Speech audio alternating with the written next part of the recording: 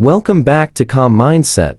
Imagine being the most powerful person in the world, yet never able to truly rest. Imagine ruling an empire that stretches across continents, constantly under attack from outside forces, while inside the walls, disease spreads, political intrigue grows, and personal tragedies weigh heavily on your heart. Imagine leading millions of people, knowing that every decision you make can mean life or death for thousands, and still finding a way to remain calm. That was the life of Marcus Aurelius, the philosopher king, known as the last of the 5 good emperors of Rome. He ruled during some of the empire's most difficult years, facing wars, plagues, betrayal, and the relentless burden of leadership. And yet, when we read his private journal, the work we now know as Meditations, we don't see a man broken by the chaos of his life. We see a man steady, thoughtful, and deeply at peace with himself. In this video, we're going to explore how Marcus Aurelius stayed calm in chaos. We'll dive into his philosophy,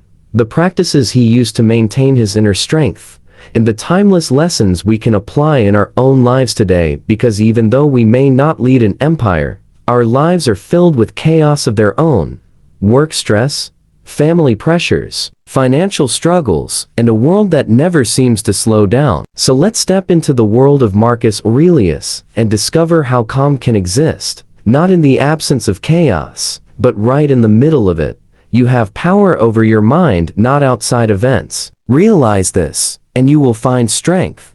Marcus Aurelius. Part 1: The Emperor of Chaos. Marcus Aurelius ruled Rome from 161 to 180 AD, a period marked by relentless challenges. Almost immediately after becoming emperor, he was thrust into wars along the empire's northern frontiers. The Antonine Plague, believed to have been smallpox, swept through Rome, killing millions and weakening the empire. Political rivalries festered, and within his own family, Marcus faced betrayal and disappointment. It's easy to imagine how overwhelming this would have been. Most rulers in history, when pressed on all sides, turned to tyranny, indulgence, or despair. But Marcus Aurelius chose a different path. He turned inward. He used philosophy, specifically Stoicism, as his shield and compass. His reign became one of the clearest examples of how philosophy is not just an academic exercise, but a practical guide for survival in a world full of chaos. Part 2: The Practice of Perspective. Marcus knew that chaos was unavoidable, but he also understood a key Stoic principle: events themselves are neutral. It is our interpretation of them that creates suffering. In Meditations, he reminded himself,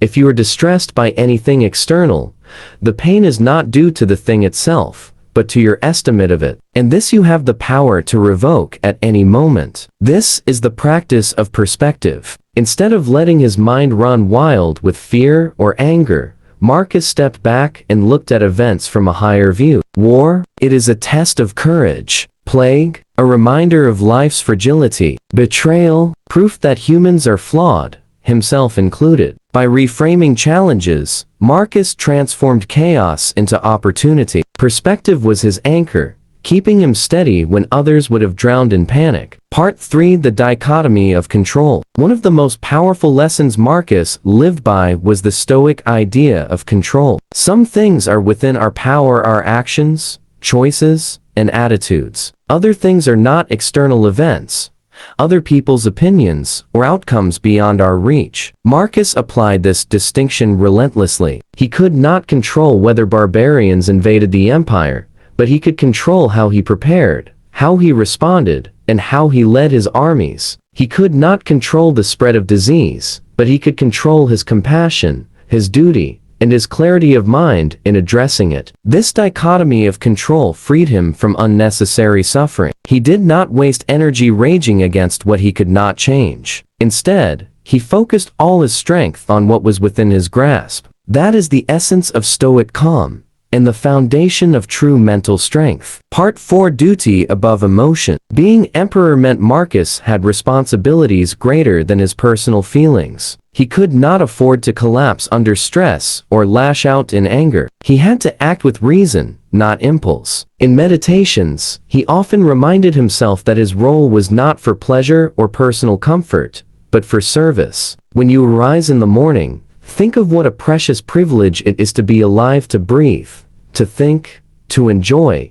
to love. This commitment to duty kept him disciplined. He lived not for indulgence, but for virtue, and in that, he found calm. Because when you act according to your principles, chaos loses its power over you. Part 5: Writing as Therapy. Marcus's most powerful tool for maintaining calm was writing. Every night, he would reflect on his day, his thoughts, and his struggles. These writings, never intended for anyone else, became his personal therapy. Meditations is not a book of polished philosophy. It's a private conversation Marcus had with himself. He used writing to remind himself of Stoic truths, to check his ego, and to reframe his struggles. In doing so, he strengthened his mind against the storms he faced daily. Today, we can follow this practice. Journaling gives us perspective, allows us to process our emotions, and builds the habit of reflection, a practice that trains us to remain calm when life feels overwhelming. Part 6: Accepting Fate with Courage. Marcus understood that much of life is beyond our control: sickness, loss, death, and the passage of time. Instead of fearing these things, he practiced acceptance. He wrote, "Death smiles at us all. All we can do is smile back." This acceptance didn't make him passive. On the contrary, it made him courageous. By embracing fate, what the Stoics called amor fati, the love of one's fate, Marcus freed himself from fear. He could face tragedy without despair, because he saw it as part of nature's order. In our own lives, when we accept rather than resist what is inevitable, we discover a calm strength that allows us to keep moving forward. Part 7: Leading with Wisdom and Compassion. Marcus held absolute power, yet he constantly reminded himself to stay humble, to serve others, and to act with justice. Unlike many emperors before and after him, he did not see himself as a god, but as a man tasked with a duty. In Meditations, he wrote, "Waste no more time arguing about what a good man should be. Be one." He believed leadership was not about control, but about setting an example of wisdom and compassion. This humility protected him from corruption, and his commitment to virtue allowed him to remain calm even when others sought to provoke or undermine him. Part 8: Building Resilience through Adversity. Marcus did not avoid hardship, he trained himself through it. The Stoics believed that obstacles are opportunities. Marcus wrote, "The impediment to action advances action. What stands in the way becomes the way." Every setback became a chance to build resilience. Every betrayal strengthened his patience. Every loss deepened his compassion. This mindset transformed adversity into fuel for growth. Instead of chaos breaking him, it forged him into one of history's most admired leaders. Part 9: Lessons for Modern Life. We may not command armies or face plagues on the scale Marcus did, but our world has its own chaos. Constant notifications, workplace stress, financial uncertainty, and global crises can leave us feeling powerless. Marcus Aurelius teaches us that calm is possible even in chaos if we practice perspective,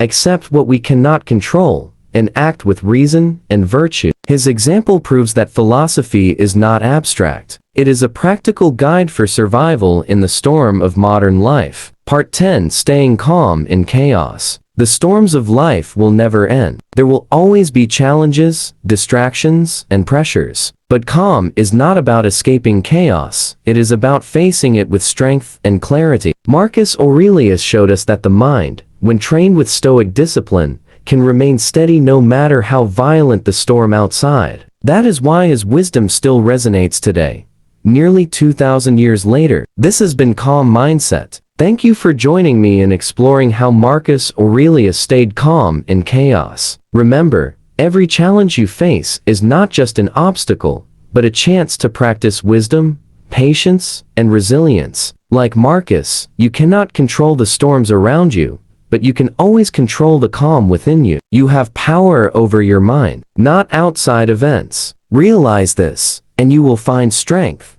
Marcus Aurelius. So as you step into tomorrow, carry the wisdom of the Stoics with you. Stay calm, stay strong, and know that in mastering your mind, you've already found unshakable freedom. And remember, Stoicism is not about escaping life. It is about embracing it fully, with courage and clarity. When you practice Stoic principles, you are not running away from challenges. You are training yourself to meet them head-on, with a calm and steady mind. This is true mental strength, the ability to remain unshaken no matter how unpredictable the world becomes. So carry this wisdom into your daily life. Use it in the small moments, in the quiet battles that no one else sees, and in the bigger trials that test your character. Because every step you take with a Stoic mindset is a step toward freedom, resilience, and lasting peace.